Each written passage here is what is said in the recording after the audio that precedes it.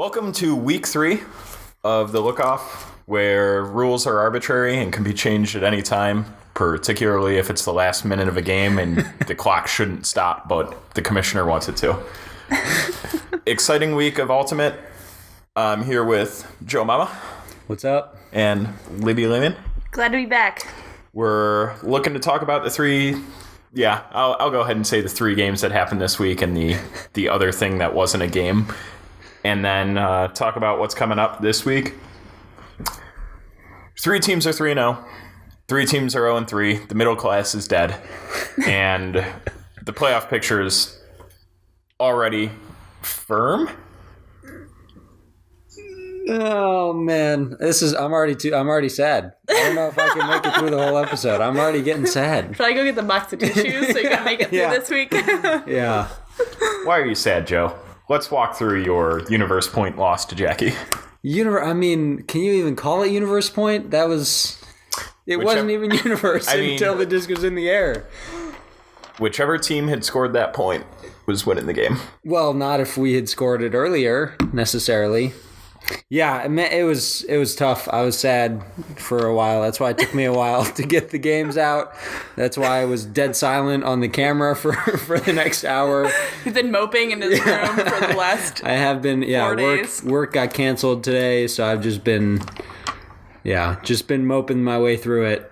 It was tough. I mean, it just seems like we always make 1 or 2 mistakes at a crucial time in every game, and that has been the difference. I mean, our point diff is -4, and here we are sitting at 0-3 with the tough road if we want to make the playoffs.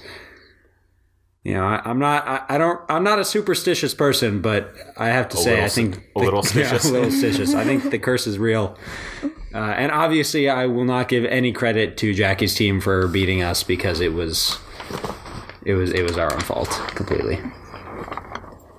Well, you heard it here first, folks. The curse is real.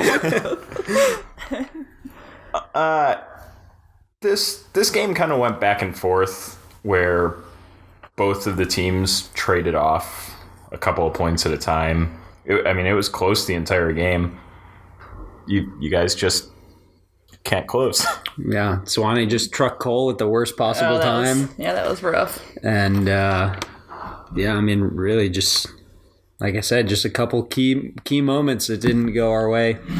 Some great scheming by them. I mean, they were the first team that really, held Iris to not scoring 12 points in a game. So kudos to them for that. Yeah, they were playing Cole on her a lot of times. Yeah, guys were trying they put Cole on her. They poached super far off a lot. I think they might have thrown zone 1 point, maybe. Backhand most of the game. Yeah, they did a lot of backhand.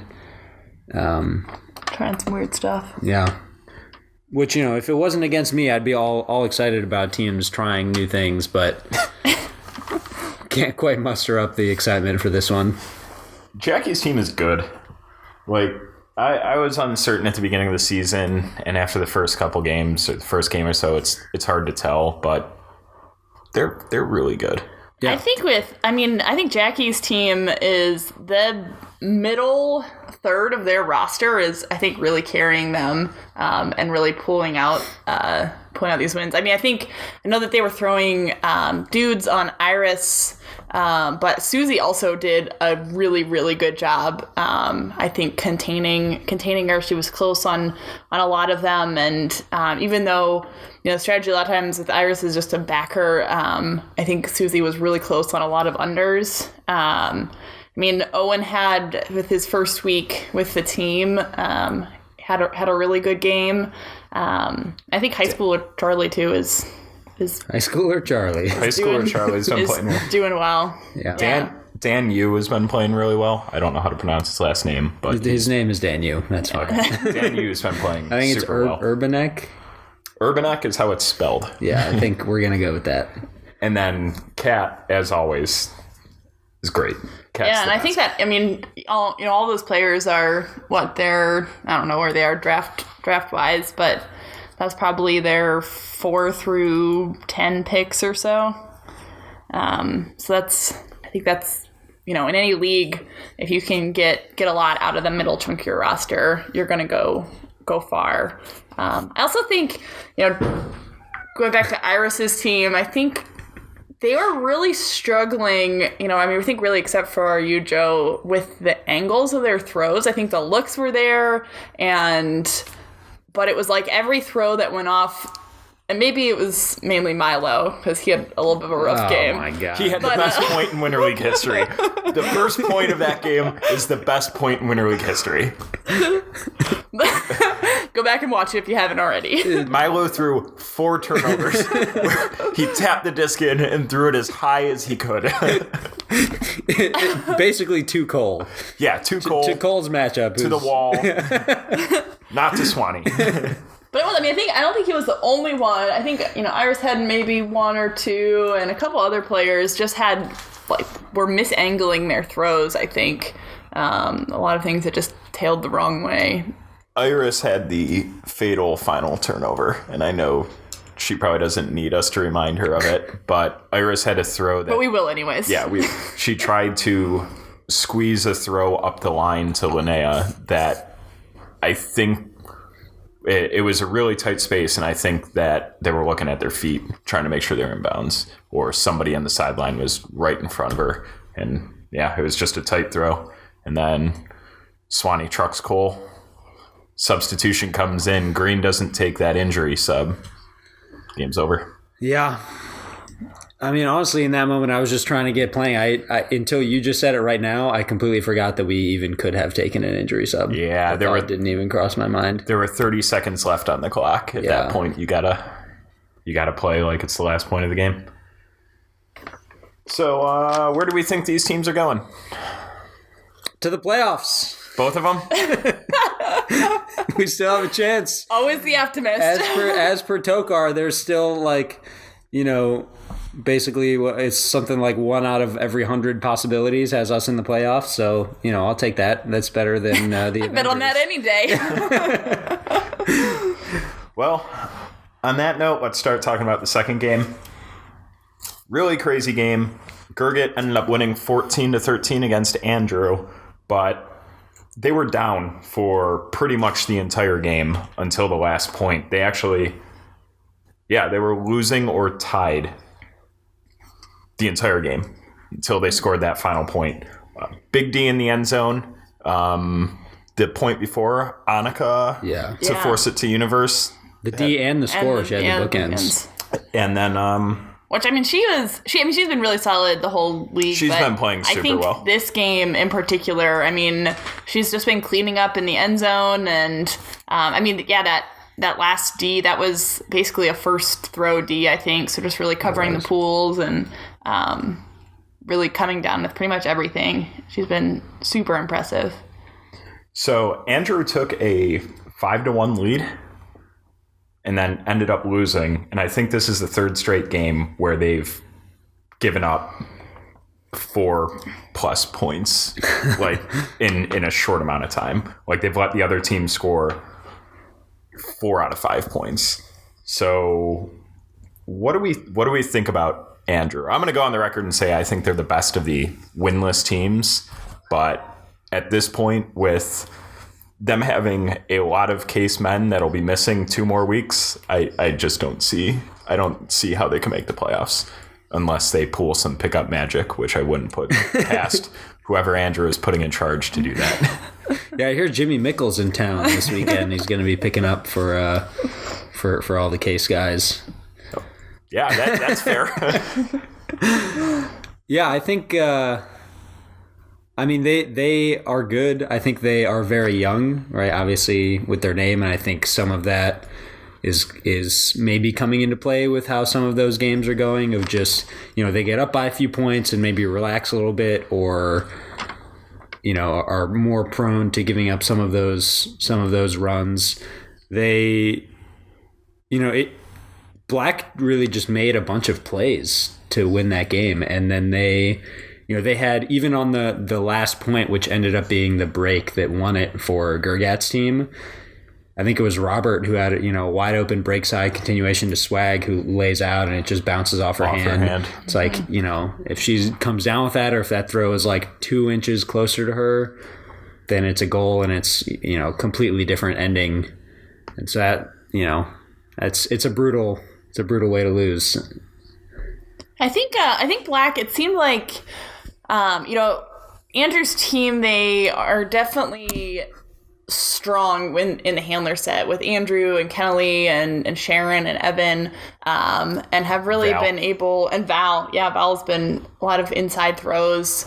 And I think into the second half of that game, it seemed like Black was throwing a little bit more of a straight up mark, which really, I think, slowed what that dynamic handler set was able to do.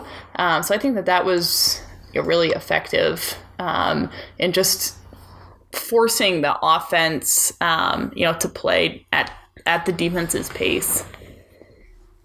Yeah, I think also, you mentioned that they have a good number of case guys who are going to be missing, but the interesting thing is just going to be that I think their team is going to be very different when they have absences. So it's not, obviously it's going to be tough and they're going to have to sort of find that chemistry, but their offense runs a lot through Andrew. Andrew likes to shoot a lot, and with him gone, with Kennelly gone, with Ethan gone, I think those are their three case guys. I think it'll just be interesting to see how their team sort of plays differently, and I expect that it will be a little different for them. And obviously that will also depend a lot on who they pick up for any of those guys and what kind of player they are. But I think, like for me, we're playing them this week, and even just trying to game plan and figure out that kind of stuff is hard because a lot of their players who are getting a lot of touches aren't going to be there. Gone. Yeah. And I mean, really, this past week was the first week that their whole team was there. Kennelly was missing the first week. You had Sharon and Evan out the second. Yeah. So, I mean, I think it's a little bit of, very guesswork from week to week what they're going to be. Well, on the other side of this game, Gurgit was playing without Stitch, without Zach, and without Babs. So I think that might have had a little bit to do with how they got down so early. Again, it's just one of those things where, absences are the MVP of the league. They always are. They always will be. You never really know who you're going to be playing against because it's impossible to count on anyone to do anything. And I was really impressed that Gurgit's team was able to pull that out because being down 5-1 and Andrew's team just seemed like they were on the gas. They seemed like 6 points into that game. They seemed like they were going to keep rolling and they were going to win by 12. But Gurgit's team, slowed the game down and were able to bring themselves back. And man, they look good. Yeah, Maddie had a huge game, especially in that second half. I think she's been talked about as from the Reddit crew as being potential player of the week, and I think she did a lot for their offense, threw a couple nice goals and caught a couple nice goals, and was really just getting open and sort of helped them get back on their feet when they were really struggling, like you said early on, to get anything going. Yeah, it was nice to see her, I think, take a little bit of control with the disc. I mean, she's definitely been very powerful in the end zone and upfield all league. But as a thrower, I always like to see people making throws. So while we're talking about these teams, Joe, you said that Gurgit was a lock week 1. Libby, are you ready to say Gurgit is a lock for the playoffs? Yep, I'm in. I'm right there with you. Now, do we think Andrew has a chance to make the playoffs? I think mathematically, one of the 3 teams without a win is eliminated. No more than one of those 3 teams could make the playoffs, and there's no guarantee that any of them will. The dominoes are going to have to fall a certain way at this point. Do we think Andrew's team could be that team to make the playoffs? I have a feeling that I know what Joe's going to say. Do I think they could be? Yes. I'm not ready to eliminate them yet, I think. But, if I were to pick one of the 0-3 teams, we all know who I'm going to pick. I haven't done the math. Maybe there's a way that 2 of us could make it in. Probably not. But maybe. There might be. It just doesn't seem. But I think, actually, it would be very hard. With us playing each other this week, Whoever loses is probably going to be. Yeah, I don't think any 3-0 or 3-4 teams are going to make the playoffs. Yeah. Anyway, anything else on that game? Can we move on to the next one? Let's move on. All right, the next game, if you want to call it that, was... I don't know. What kind of word would you use to describe your game, Libby? We won. A victory. That's right. A victory. So before halftime, early in the first half, Libby was up 7-4 and then went on a 4-break run to put themselves up 11-4. Purple scored 11 points that game. So the game was over 35 minutes into it. I'm going to be honest, I didn't watch this game, so whatever your guys' takeaways were. I think our team is... I can tell each week we're kind of settling in a little bit more, and this week I think we were really able to play at our pace. I don't think we really had a ton of pressure on defense, and also I think have been able to develop chemistry that's working. This is also the first week that we've had 5 women. So we did pick up our 5th was a really great pickup. Zoe's little sister. But who I think will be comparable to my 5th woman. But I think that really helped us by being able to consistently play 3-3. I think we were able just to create a little bit more space on the field. I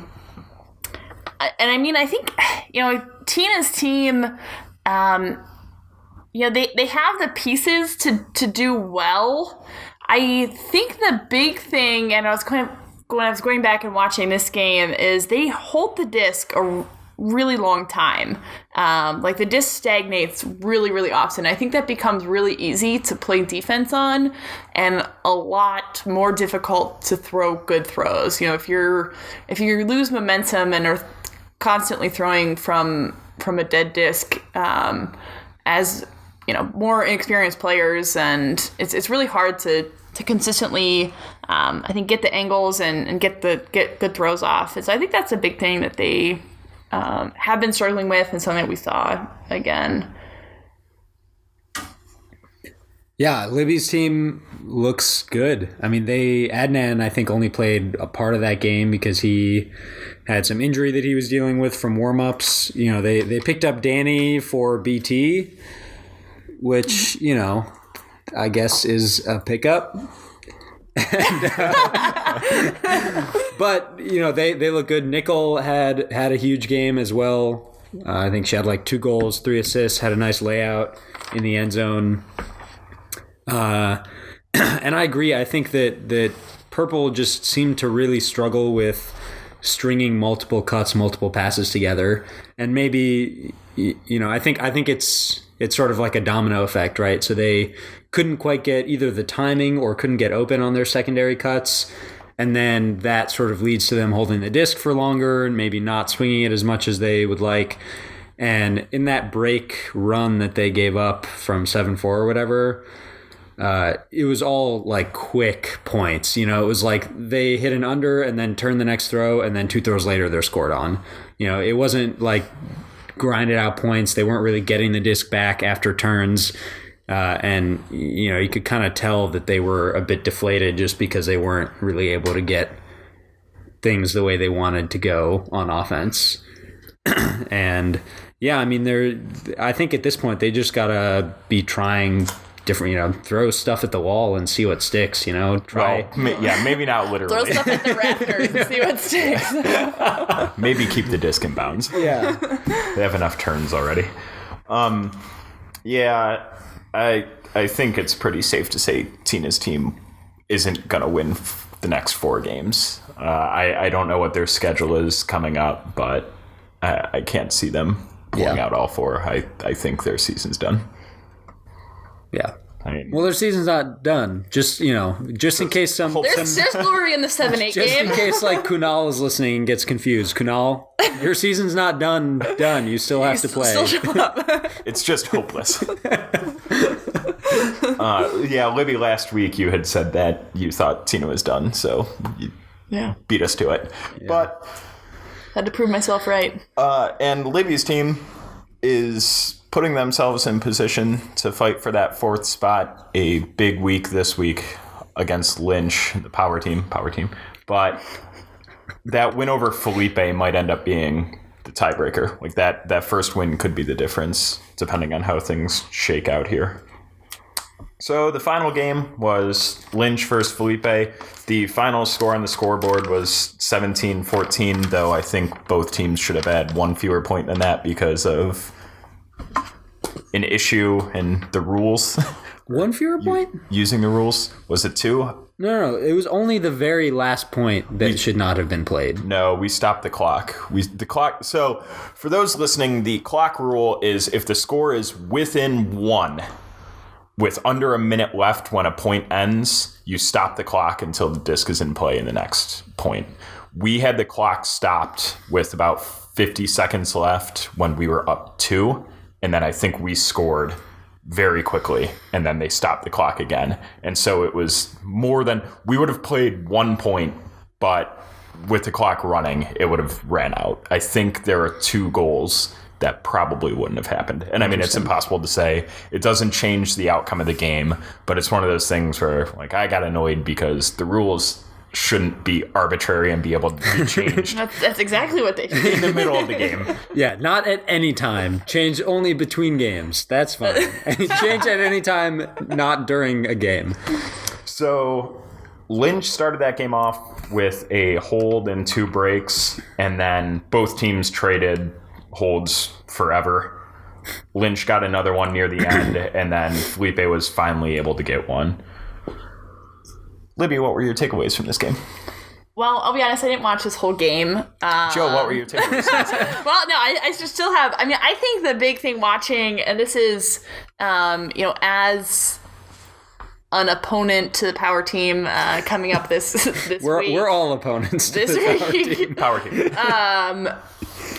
I think that their whole power team shtick kind of helps to really instill confidence in the whole roster. I mean, everyone, the whole team just seems like they're moving the disc very confidently, and I think that can be really frustrating to an opponent to try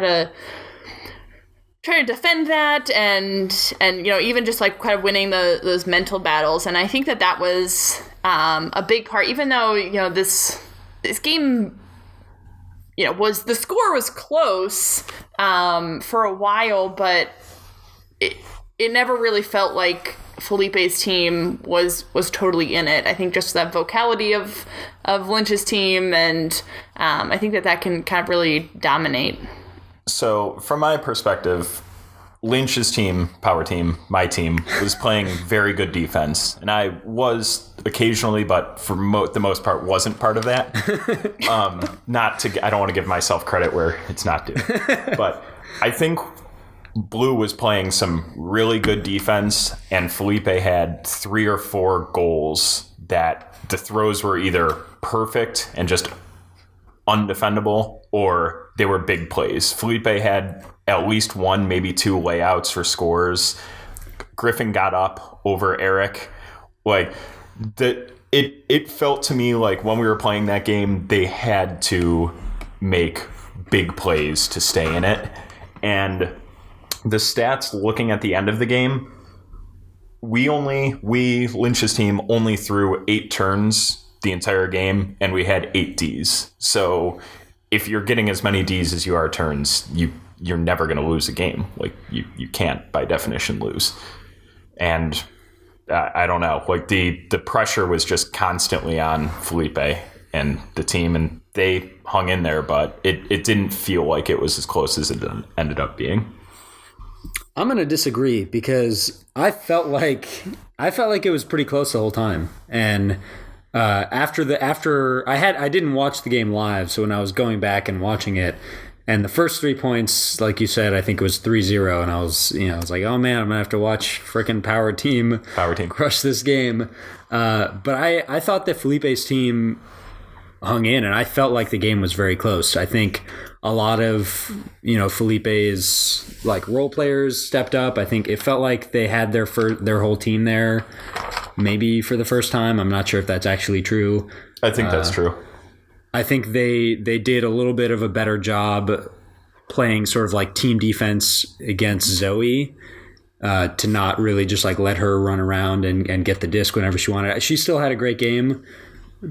They were definitely the first team to really challenge Lynch defensively, where the first two felt like Light Blue just couldn't be stopped. And this week it was a little more difficult. Yeah, I think they were doing. I mean, their cut timing was also like Felipe's team looked clean. I think on both sides of the disc for sure. And Gush, I mean, I think that the MVP of that game goes to Gush because he had a couple huge plays and at like timely moments. Yeah. Had a huge layout D. He had a hilarious huck to Easy where he was like in his own end zone and the first like 3 cuts are not open and he basically just stood there, never looked at his reset. Right over my head. Yeah. And just he chased a huck down too, I think. Yeah, he caught a huck too. Elite deep threat. Gosh.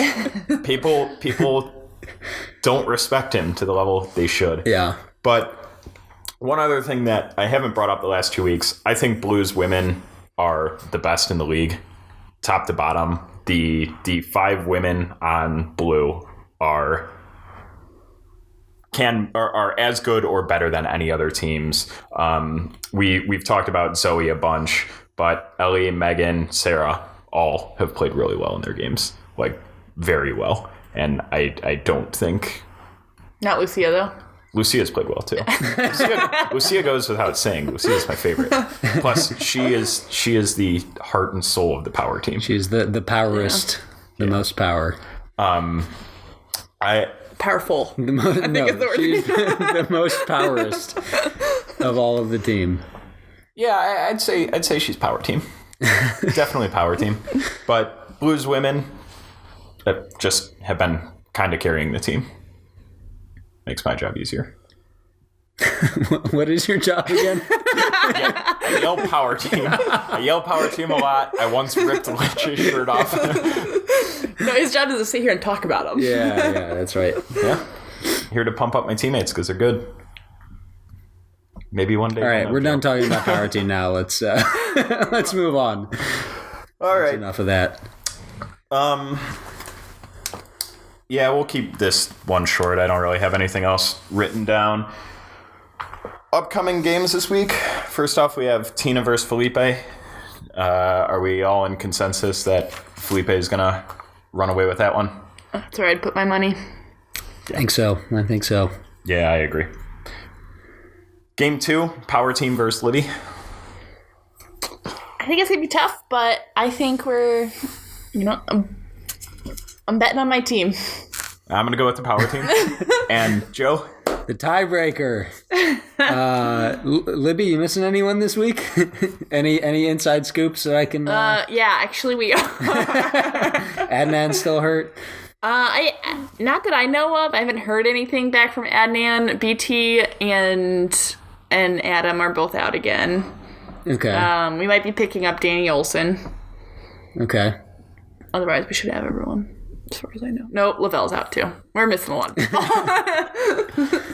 I think I'm gonna go with Power Team. Can sell it to you. It hurts me. It hurts me to say. I was really ready to argue with you, Joe, for not giving Power Team its due credit, but welcome to the Power Team. I mean, not the real Power Team, but. I will say also that probably the saddest, like the lowest low of the last few weeks of my life were immediately after losing that game in heartbreaking fashion, hearing like 3 people yelling Power Team. Face down in the turf. Our game wasn't for 2.5 hours. Oh my God. It was awful. It was awful. Yeah, it was a great night. Fun was had by all. Except Joe. Game 3, we have Andrew versus Iris. So one team's going to be picking up their first win. Joe?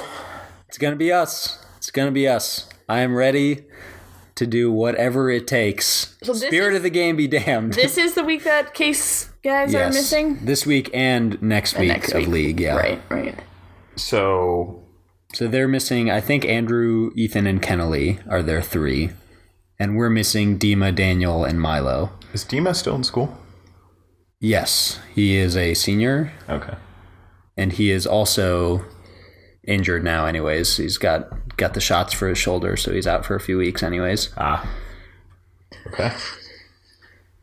Yeah, with those people missing, I'm going to go with Iris. I think Iris will captain her way to her 5th win in Who's counting? in Who's as many counting? seasons. Iris, you're great. If you're listening, you're great. You're a great captain. Love the team. All right, Iris. Unanimous. I'll go with you That's as a well. win. I think That's that counts as a win. Sorry, Andrew.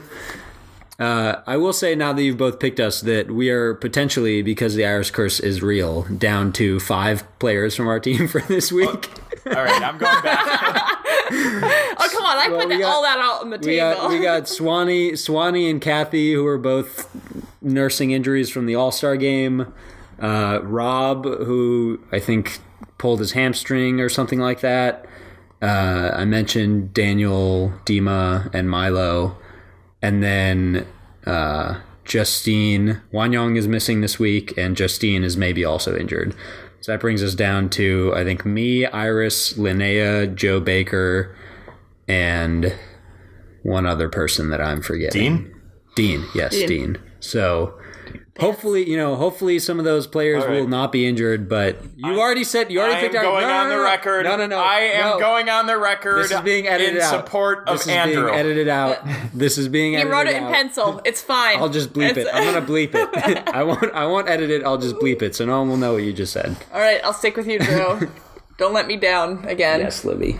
I've never let you down. Except for last week. Sorry, Jackie. Speaking of Jackie, she gets to play Gurgit. Both teams undefeated. Ooh, this is the game to watch, I think. Yeah, should be an exciting game. I don't know which of their teams is missing anyone. Jackie's whole draft strategy was not to take college kids. Yeah, Jackie should be missing no one. She's not missing any case men. I don't know if that means she's missing nobody, but... And Gurgat also does not have any casemen? That is correct. So Gurgat also should be pretty full squad. Should be pretty full squads. Yeah. So as far as the 3 of us know, full squads. Maybe Stitch is back. We don't know. But exciting game. That's a good one. Joe, who do you have? I'm gonna go with Jackie. I think, like we talked about earlier, the middle of the roster has been playing super well. I think. Crump has been playing very good defense. They have, Cole as a big, deep threat and a big, deep defender to really help out on the defense of a team that likes to shoot a lot with Gurgat and Zach, or Zach and Hooks is what I meant to say.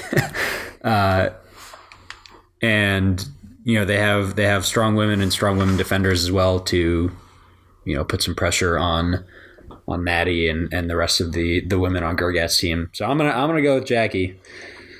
I'm also gonna go with Jackie. I was a naysayer last week, but I think they're gonna.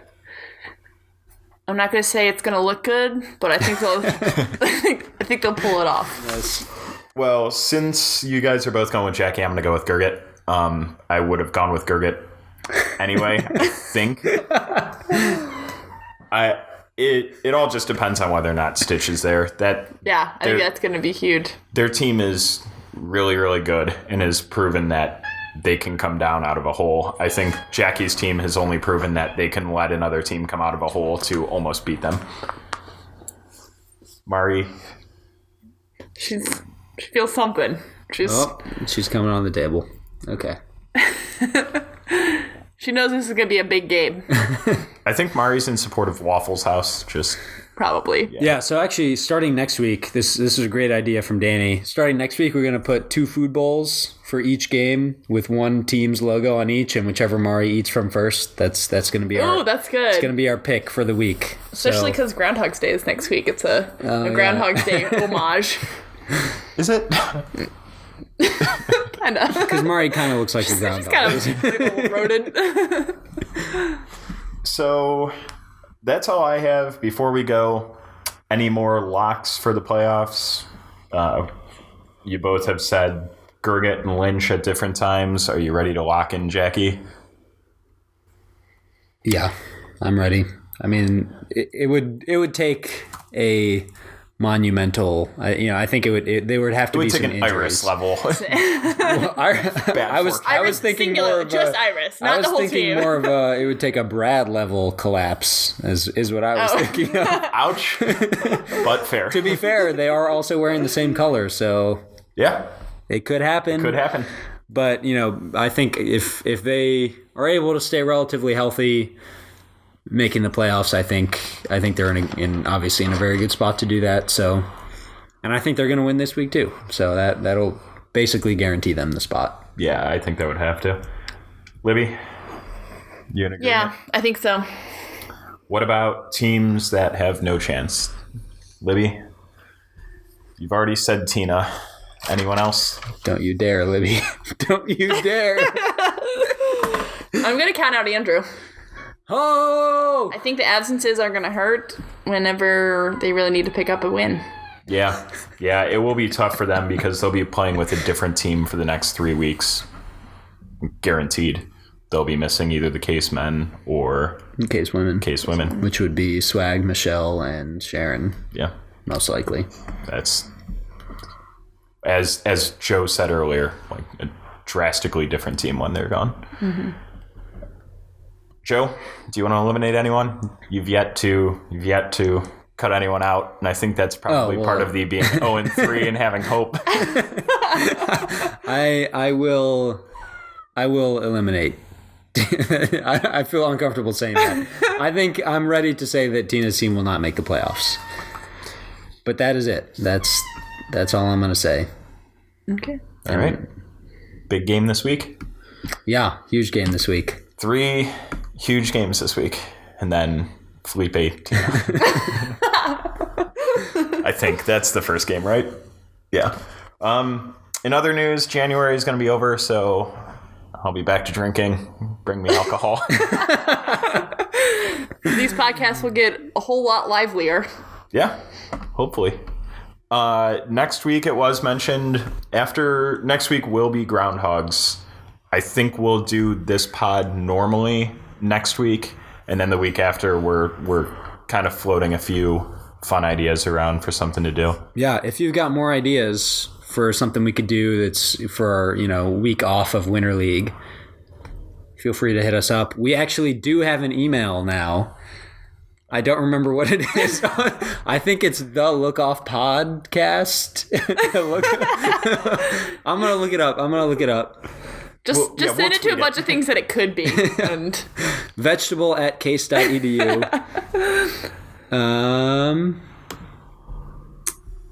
Gonna have to scroll back up here for a bit. Otherwise, there's a CDA meeting next Thursday. No. It's we're gonna add it. February 7th. February 7th. February 7th. All right. 7 p.m. Don't know the location. But the Lookoff podcast @gmail.com. That is our email.